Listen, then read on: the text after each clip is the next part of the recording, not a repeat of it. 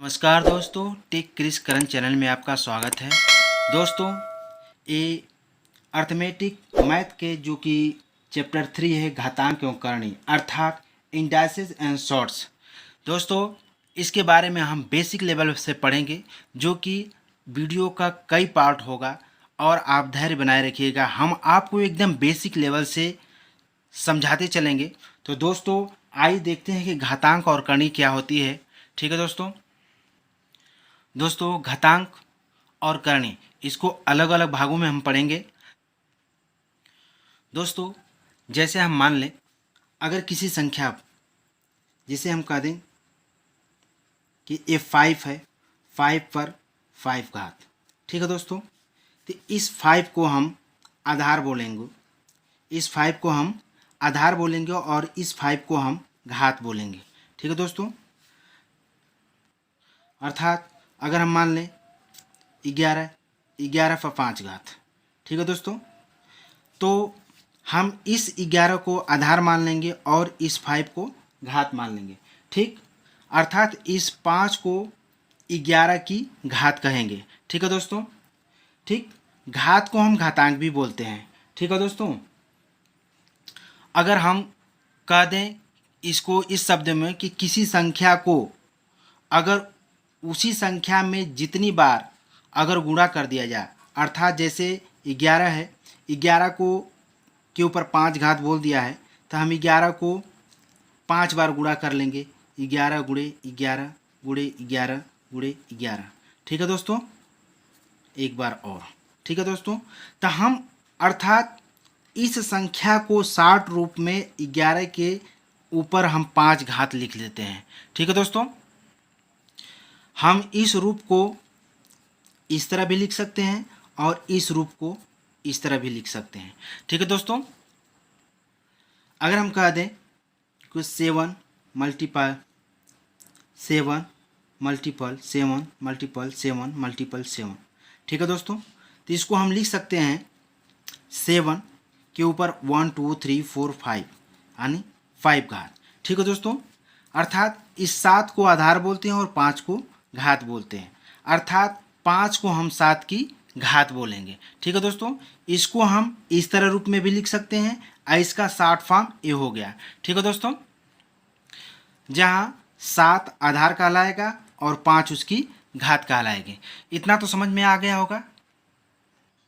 अब देखिए, घातांक के कुछ महत्वपूर्ण जो फार्मूले हैं उसको हम देखते हैं। जैसे घातांक का गुणनफल हो गया, घातांक का भाग हो गया, घातांक का घात हो गया। ठीक है, आइए देखते हैं कुछ फार्मूले। दोस्तों, घातांकी गुणनफल।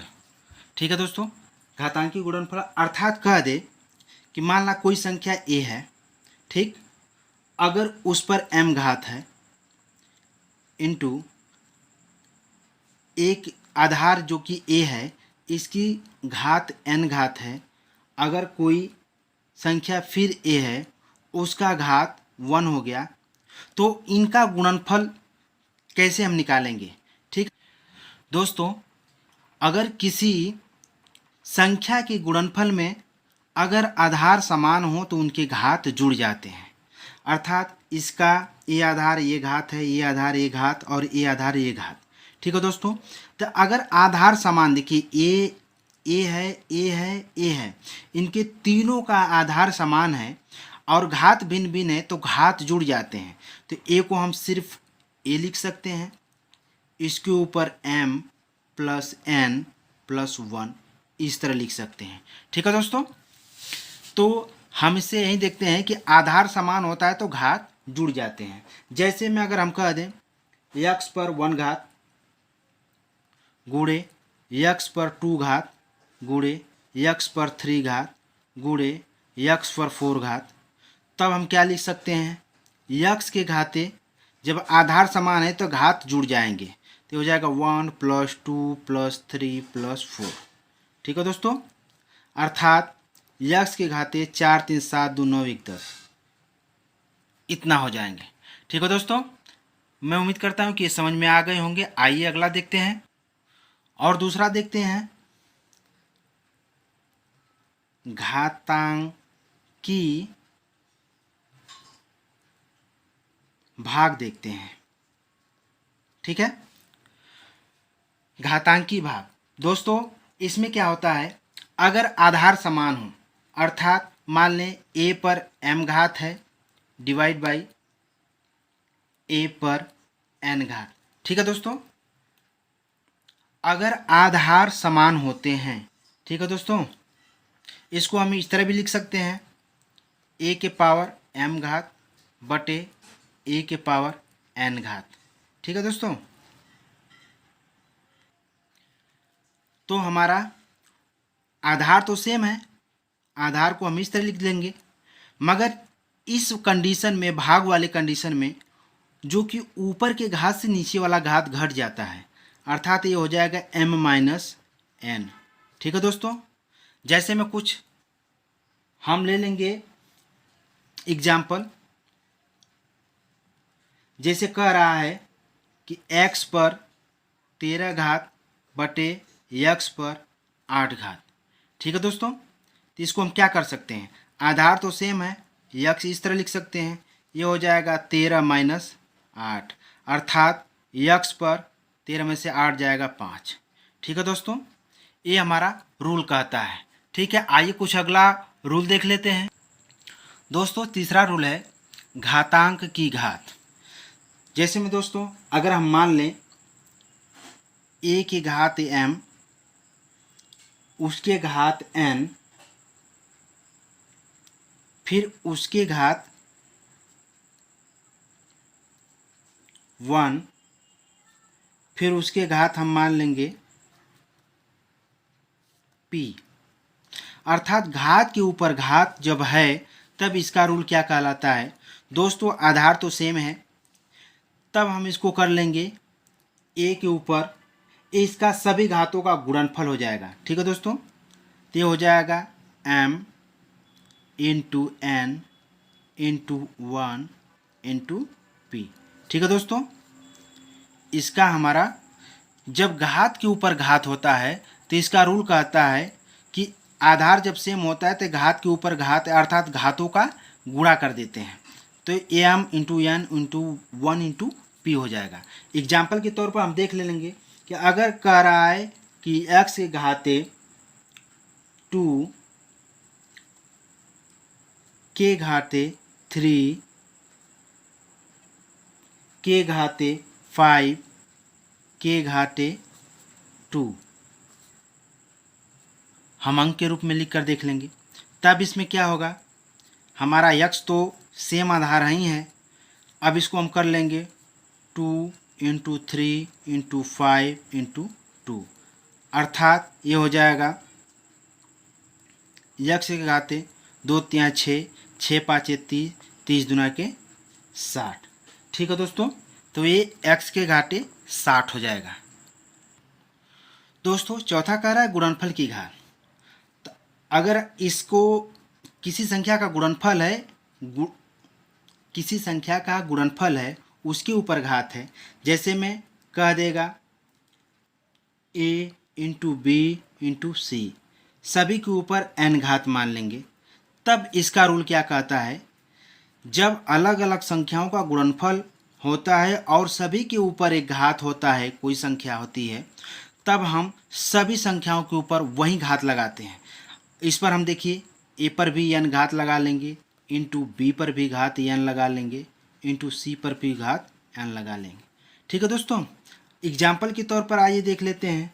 अगर एग्जाम्पल के तौर पर देखेंगे, मान ले रहे हैं 2 इंटू 5 इंटू 6 के घात अगर हम मान लेंगे 2 है, तब इसको हम क्या कर सकते हैं, इसको हम लिख सकते हैं 2 के घाते 2 इंटू 5 के घाटे 2 इंटू 6 के घाटे 2, क्योंकि एक कोष्टक के ऊपर 2 है तो सभी पर सेम घात लग जाएंगे।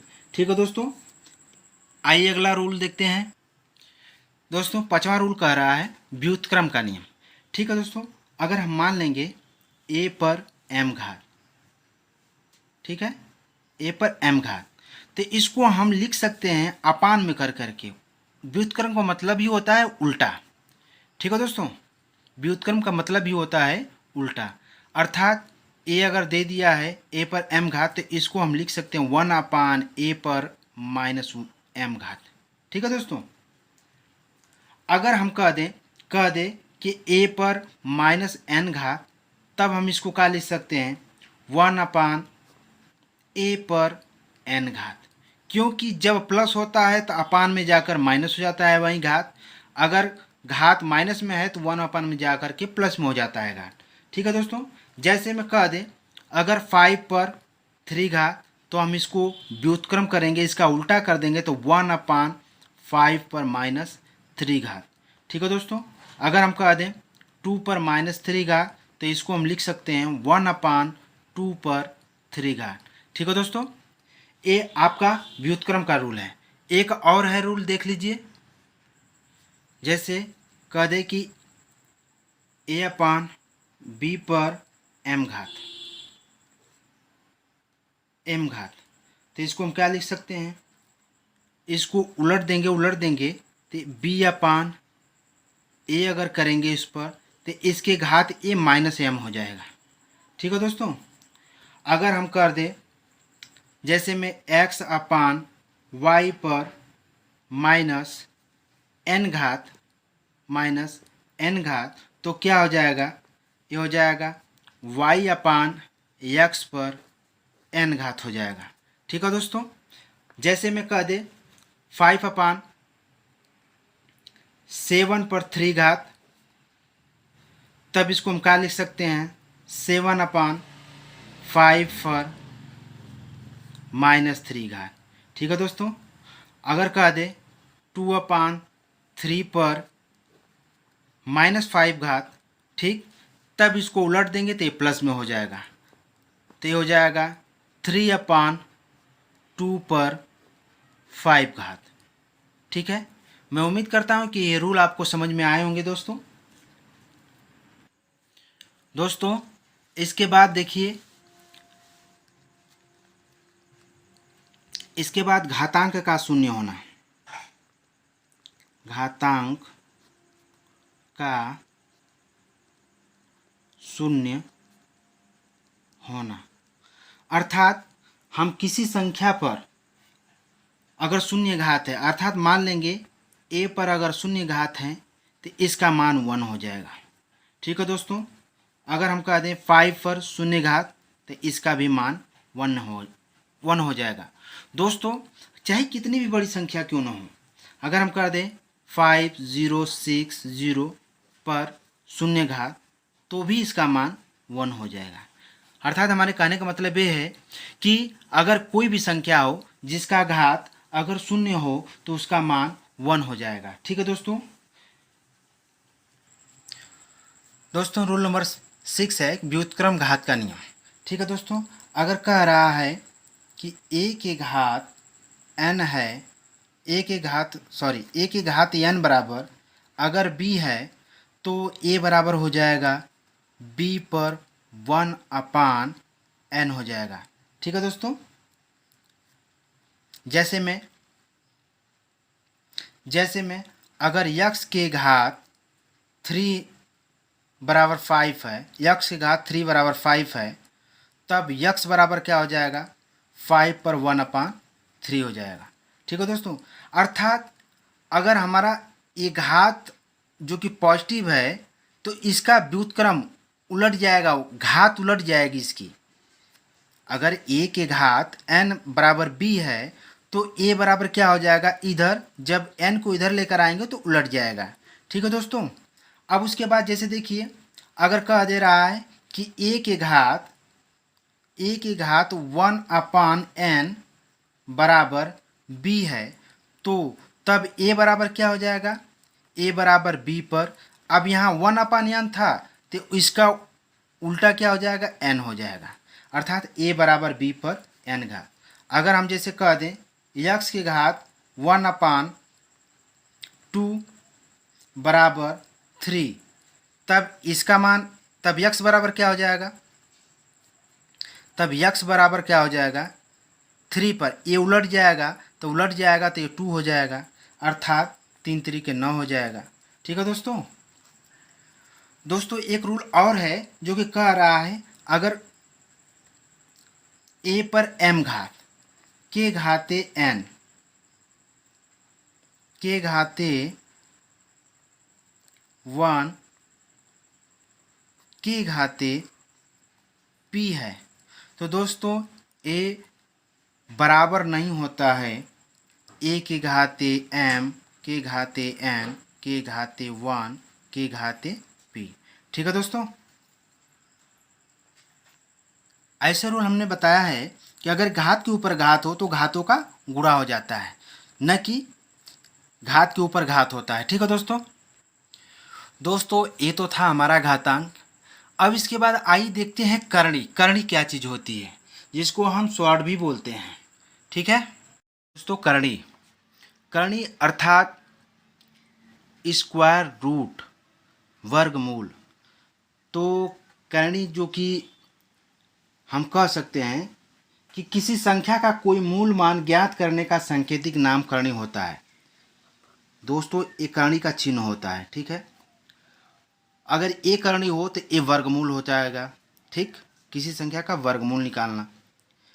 अगर इस तरह कह दे तो ये हो जाएगा आपका घनमूल हो जाएगा। अगर इसको इस तरह कर दे तो फॉर्मूल हो जाएगा। ठीक है दोस्तों, तो हमारा वर्गमूल, घनमूल, फॉर्मूल, इसी तरह 5 मूल हो जाएगा, 6 मूल हो जाएगा। ठीक है दोस्तों, तो हम देखते हैं कि कुछ मान कैसे निकालते हैं। अगर हम कह दें कि अगर कोई संख्या x है, इस पर करणी लगा दिया गया है, तो ये 2 मान भी छुपा रहता है। अगर 2 न भी लिखे तब पर भी इसका वर्गमूल होता है। ठीक है, कह रहा है कि इसका वर्गमूल निकालिए। इसको हम इस तरह भी लिख सकते हैं, इसके ऊपर 1/2 का मान भी लिख सकते हैं। ठीक है, अगर अंडर रूट x पर ये 3 मूल निकालने को कहे तो इसको हम इस तरह भी लिख सकते हैं, x की घाते 1/3। ठीक है दोस्तों, अगर इसको हम देख लें, अगर कह दे कि अंडर रूट 16 है तो इसको हम इसका वर्गमूल निकालने को कह रहा है। ठीक है दोस्तों, तो इसका वर्गमूल निकालना क्या हो जाएगा, इसका हम गुणनखंड करेंगे तो ये हो जाएगा 2 × 2, 2 दूना के 4, 4 दूना के 8, 8 दूना के 16। ठीक है दोस्तों, तब जानते हैं कि वर्गमूल में हम दो का जोड़े में से एक लेते हैं। ठीक है दोस्तों, तो जोड़े में से अगर एक लेंगे तो इसका हो जाएगा 2, एक जोड़ा में से एक मान ले लेंगे, इसका हो जाएगा 2 दूना के 4 हो जाएगा। अगर हम कह दें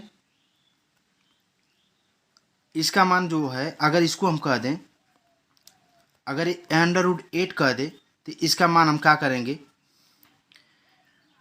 इसका गुणनखंड करेंगे तो अंडर रूट 2 × 2 × 2, 2 दूना 4, 2 दूना 8। ठीक है, तो समझ लीजिए कि इसका घनमूल निकालने का कह रहा है। तो घनमूल में हम 3 का जोड़ा में से एक अंक लेते हैं। ठीक है दोस्तों, तो ये हमारा सीधा 2 हो जाएगा। ठीक है, इसी तरह और भी आगे संख्या हैं, 4th मूल हो जाएगा, 5th मूल भी हो जाएगा। ठीक है दोस्तों, ये n मूल तक भी मान होता है, अर्थात ये अंडर रूट किसी संख्या का n मूल तक भी मान होता है। ठीक है, इसके आगे हम कुछ क्वेश्चन देखेंगे। आज के लिए बस इतना ही दोस्तों। अगर वीडियो हमारा पसंद आया हो तो वीडियो को लाइक करिए, हमारे चैनल को सब्सक्राइब करिए। दोस्तों वीडियो को लाइक करने से थोड़ा मोटिवेशन बढ़ जाता है।